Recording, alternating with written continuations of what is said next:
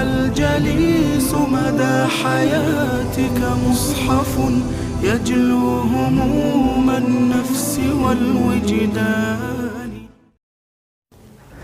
صلاۃ التسبیح کی نماز یہ اللہ تعالیٰ کا اپنے بندوں پر خاص انعام ہے۔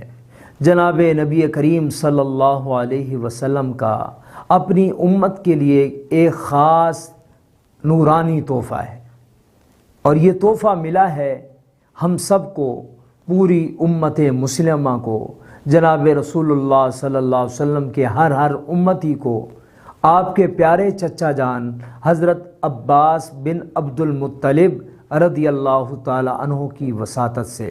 آپ صلی اللہ علیہ وسلم نے ایک مرتبہ اپنے پیارے چچا جان سے فرمایا کہ چچا جان، میں آپ کو ایک گراں قدر، عظیم اور قیمتی تحفہ دینا چاہتا ہوں۔ چچا جان نے موقع کو غنیمت سمجھتے ہوئے عرض کیا، کیوں نہیں میرے بھتیجے، لازمی عنایت فرمائیے۔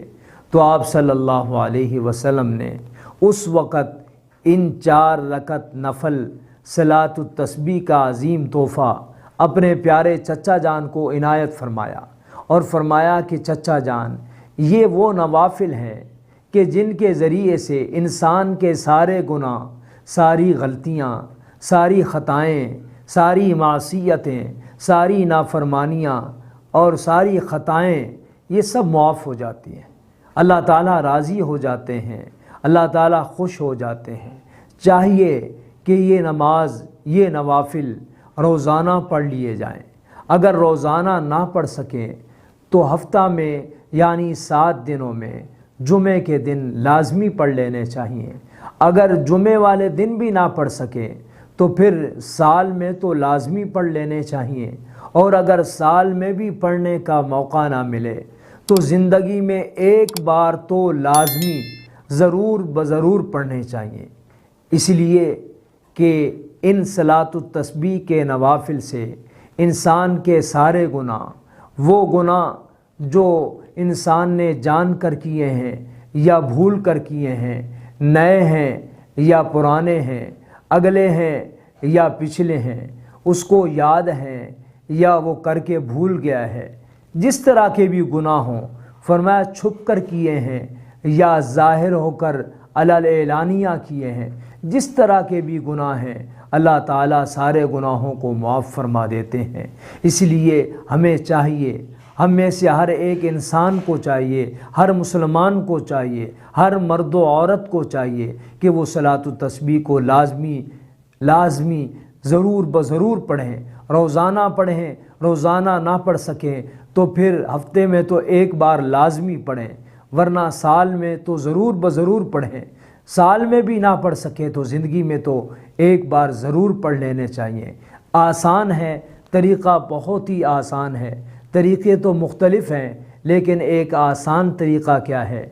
سبحانک اللہم، یعنی ثنا پڑھنے کے بعد، ولا الہ غیرک، ثنا مکمل پڑھنے کے بعد 15 مرتبہ سبحان اللہ والحمد للہ ولا الہ الا اللہ واللہ اکبر، یہ 15 بار پڑھنا ہے، اور آخری بار اگر ہو سکے تو ولا حول ولا قوت الا باللہ العلی العظیم بھی پڑھ لیا جائے۔